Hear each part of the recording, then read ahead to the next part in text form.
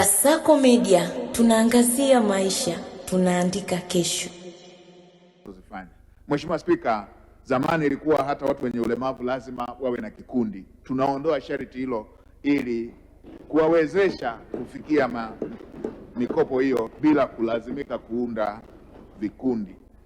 Kadhalika kuondoa masharti ya hati za nyumba kwa bodaboda, mamalishe na watu wenye ulemavu pale wanapohitaji mikopo hiyo. Watumie vitambulisho vya taifa kupata mikopo hiyo kama dhamana. Mheshimiwa Spika, ili kuwavutia wajasiriamali, serikali inatoa msamaha wa kodi ya mapato kwa wafanyabiashara wadogo ambao ni wapya kwa kipindi cha mwaka mmoja tangu tarehe ya kupata namba ya utambulisho wa mlipa kodi.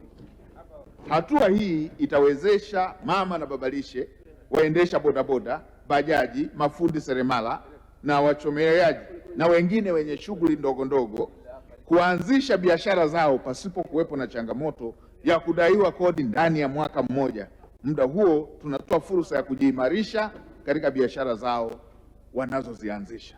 Mheshimiwa Spika, tumetolea mfano huu kwa wafugaji ambao wanajua namna ya kukuza vindama vyao ili baadaye waweze kupata maziwa. Mheshimiwa Spika, serikali imeendelea kuweka nafuu mbalimbali za kikodi kama ambavyo Mheshimiwa Waziri wa Fedha alizielezea kwa kina, zenye malengo ya kuchochea matumizi ya nishati ya umeme na gesi asilia majumbani na katika sekta ya usafiri kukabiliana na athari zinazotokana na migogoro ya Mashariki ya Kati. Hivyo serikali itasamehe kodi kwenye vifaa vinavyotumika katika vituo vya kuchaji magari yanayotumia umeme na kupunguza ushuru wa forodha kutoka 25% hadi 10%. Nitoe rai kwa wawekezaji wa sekta binafsi kwa ujumla na sekta binafsi kwa ujumla watumie fursa hiyo kuagiza mashine na vipuri vinavyotumika katika vituo hivyo. Mheshimiwa Spika, kwa upande wa sekta za uzalishaji na katika kutambua kuwa sekta ya kilimo nchini inabeba makundi mengi katika uzalishaji na biashara, serikali imeweka vivutio mbalimbali vya kikodi ili kuhamasisha kilimo na matumizi ya mbegu za mafuta zinazozalishwa hapa nchini. Aidha, nafuu hii ni pamoja na kuhakikisha upatikanaji wa bidhaa hii kwa gharama nafuu na kulinda viwanda vya ndani vinavyochakata na kuzalisha mafuta ya kula yanayotokana na michikichi, soya, karanga pamoja na nazi. Mheshimiwa Spika, serikali itaendelea kuweka mazingira bora kwa kuhakikisha kuwa viwanda vya ndani vinazalisha na kuwa na ushindani dhidi ya bidhaa zinazoagizwa nje ya nchi. Hatua hiyo ni sehemu ya kuongeza kiwango cha ushuru wa forodha kwenye bidhaa mbalimbali zinazoagizwa toka nje ya nchi kwa lengo la kulinda viwanda vya ndani na kuhamasisha uwekezaji wa ndani na uzalishaji wa ndani. Mheshimiwa Spika, niendelee kutoa rai kwa Watanzania wote kutumia nafuu hizi za kikodi zilizotolewa na serikali kupitia hotuba nzuri aliyoisoma Mheshimiwa Waziri wa Fedha kuongeza uwekezaji katika sekta za uzalishaji badala ya kutafuta tu faida binafsi ambazo haziwanufaishi Watanzania walio wengi. Hatua hii itaendelea kutanua wigo wa kutoa ajira kwa vijana ambao kwa sehemu kubwa ndio wamekuwa wenye changamoto nyingi za ukosefu wa ajira. Mheshimiwa Spika, kwa kutambua umuhimu wa sekta ya biashara na uwekezaji nchini, serikali imefanya maboresho katika sheria 55 ambapo pamoja na mambo mengine ada na tozo 374 zimepunguzwa ama kufutwa. Lengo la hatua hiyo ni kupunguza gharama za kufanya biashara, kuimarisha mazingira ya uwekezaji pamoja na kuongeza usajili wa biashara na uwekezaji hapa nchini. Hatua nyingine ni kufanya maboresho katika kanuni mbalimbali kama ambavyo mtakumbuka zilivyowasilishwa na Mheshimiwa Waziri wa Fedha. Hizi ni hatua muhimu.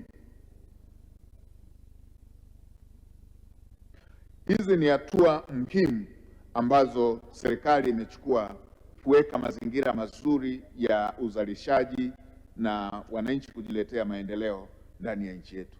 Serikali imezingatia maoni ya waheshimiwa wabunge kuhusu kero ya wingi wa ada, tozo na adhabu zinazotolewa na mamlaka za udhibiti wa ufanyaji biashara na uwekezaji. Hivyo serikali imeridhia kuanzisha mfumo jumuishi ili kutatua kero hizo bila kuathiri majukumu na msingi unaofanywa na taasisi hizo za udhibiti. Mheshimiwa Spika, kwa upande wa sekta za kifedha, sekta za kimkakati, serikali imetoa fedha zaidi katika baadhi ya sekta za kimkakati ili kuwezesha kukamilika kwa miundombinu inayohusika. Lengo ni kuimarisha miundombinu hiyo. Mfano, upande wa miundombinu ya reli ya kisasa ya SGR, ujenzi wa barabara, upanuzi wa bandari ya Dar es Salaam na viwanja vya ndege na bandari zingine. Pia itajumuisha gharama za usafiri na usafirishaji na kuleta unafuu kwa wananchi. Mheshimiwa Spika, tutaweka nguvu kubwa vipande vya reli ambavyo havijakamilika: Dodoma Tabora, Tabora Isaka, Isaka Mwanza. Ikiwezekana mpaka 2030 basi tuwe na treni inayotoka Mwanza mpaka Dar es Salaam, Dar es Salaam mpaka Mwanza.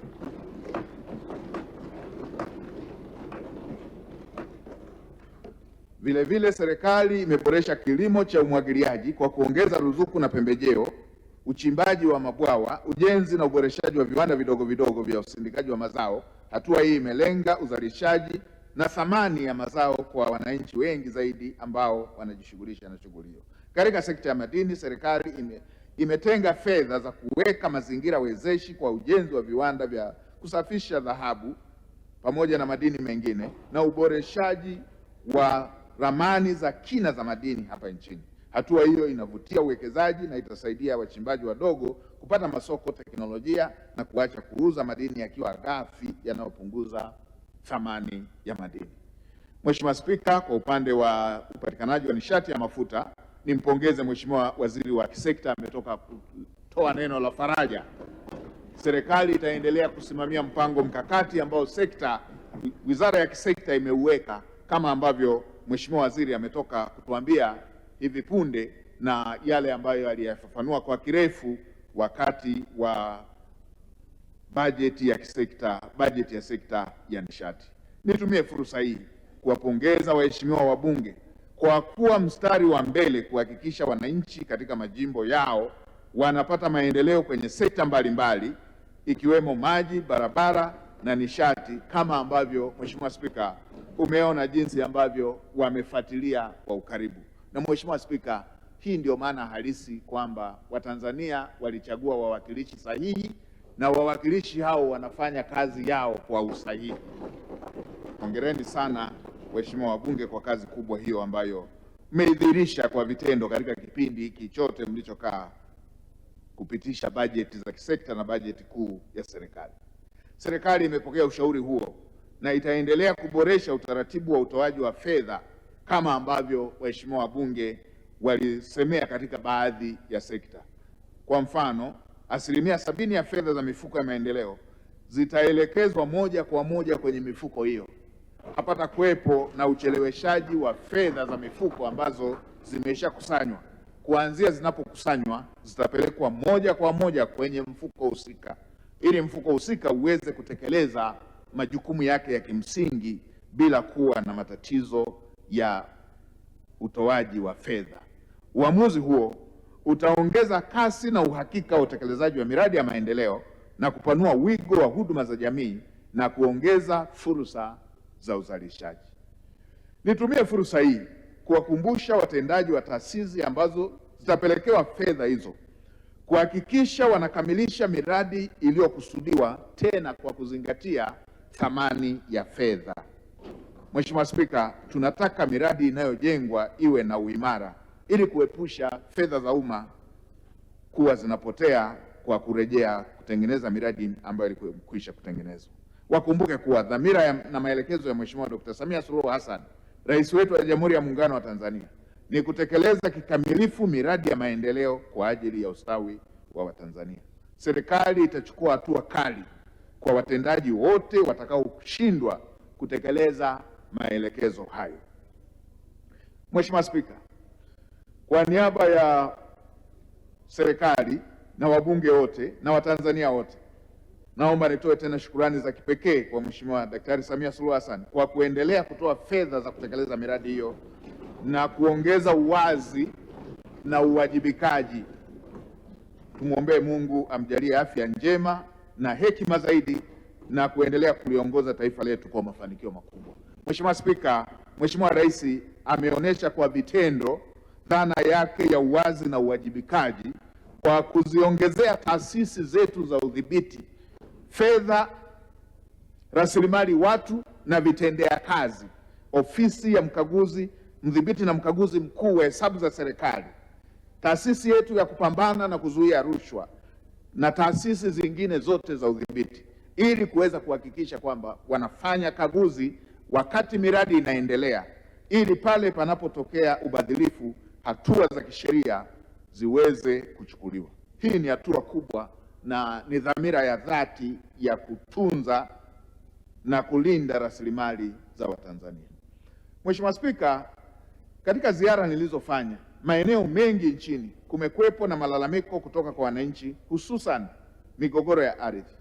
Baadhi ya masuala hayo yameshafikishwa kwenye mabaraza yetu ya ardhi ya wilaya na baadhi hayakupata fursa ya kufikishwa huko. Baadhi ni kwa ajili ya upungufu wa ikama za mabaraza ya ardhi na baadhi ni kwa ajili ya upungufu wa mabaraza yenyewe katika baadhi za wilaya. Mfumo wa mabaraza ya ardhi ulianzishwa kwa miaka ya nyuma, ikiwa ni wakati mahakama za hakimu mkazi na wilaya zikiwa chache katika maeneo mengi hapa nchini. Mheshimiwa Spika, serikali inakusudia kuangalia upya utaratibu unaotumika kutatua migogoro ya ardhi ili tuweze kupata jawabu la kudumu la kupata ufumbuzi wa migogoro ya ardhi badala ya kutegemea ziara. Tunaangalia uwezekano wa kuangalia namna ya kuboresha ama kuendelea kuboresha mabaraza ama kuhamishia masuala ya ardhi kwenda kwenye mahakama ambazo sasa zipo kila wilaya hapa nchini. Baada ya serikali kuwa imekamilisha kufanya uamuzi wake, ikitokea kwamba uamuzi utakuwa ni wa kuhamishia mabaraza katika mahakama zetu, serikali itafanya hivyo kwa uharaka ili bunge lijalo tuweze kuleta mapendekezo hayo ili tupate ufumbuzi wa kudumu wa namna ya kushughulikia migogoro ya ardhi kwa wananchi wetu. Nitoe rai kwa Watanzania wote, tuache kuendelea kuaminiana na kupeana ardhi kwa kuaminiana bila kuweka misingi ya kisheria, kwa sababu migogoro mingi pia inatokana na kupungua kwa uaminifu baina ya sisi kwa sisi. Pia kwa nyakati mbalimbali nimepokea changamoto wanazokutana nazo baadhi ya wafugaji kwa mifugo yao kutaifishwa baada ya kukamatwa katika maeneo yaliyohifadhiwa. Mheshimiwa Spika, wabunge wengi wameongelea sana jambo hili wakiwa hapa bungeni. Baadhi ya mashauri haya yalikwisha kuhitimishwa katika vyombo vya kisheria kwa wafugaji kupata ushindi na kuamriwa warejeshewe mifugo yao. Taasisi husika hazijatekeleza maamuzi hayo ya mahakama na kuishia kuambia mifugo yao ilikufa ama ilipotea ama sababu zingine. Vitendo hivyo vinadhoofisha sekta ya mifugo na kuwaacha wananchi hawa katika ufukara.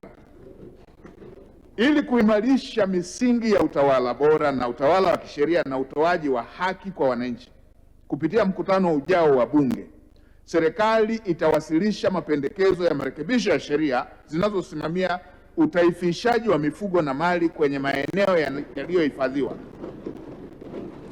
Mheshimiwa Spika, tunakwenda kuifuta sheria hiyo inayotaifisha mifugo ya Watanzania inapokutwa katika maeneo hayo.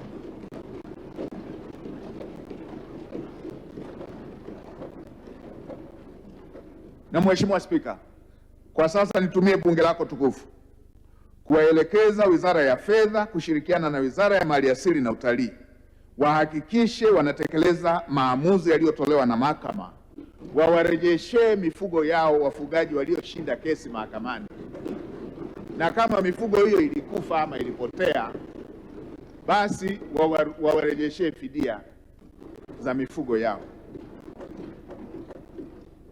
Mheshimiwa Spika, naomba nirudie hiyo. Nawaelekeza Wizara ya Fedha na Wizara ya Maliasili na Utalii watekeleze maelekezo ya mahakama, maamuzi ya mahakama yaliyotolewa. Pale ambapo wafugaji walishinda kesi, wawarudishie mifugo yao na kama ilikufa ama ilipotea wawarejeshee fidia ya fedha kwenye mifugo hiyo iliyopotea.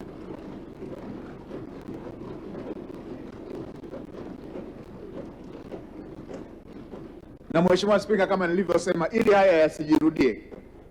haya yasijirudie, tunaenda kufuta hiyo sheria ya utaifishaji.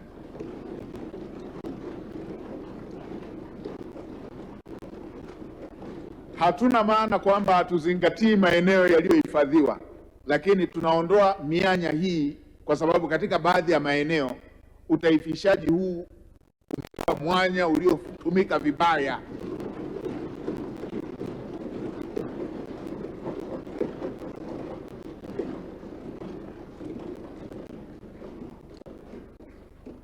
Yapo maeneo ambapo mifugo haijafa imegawanwa,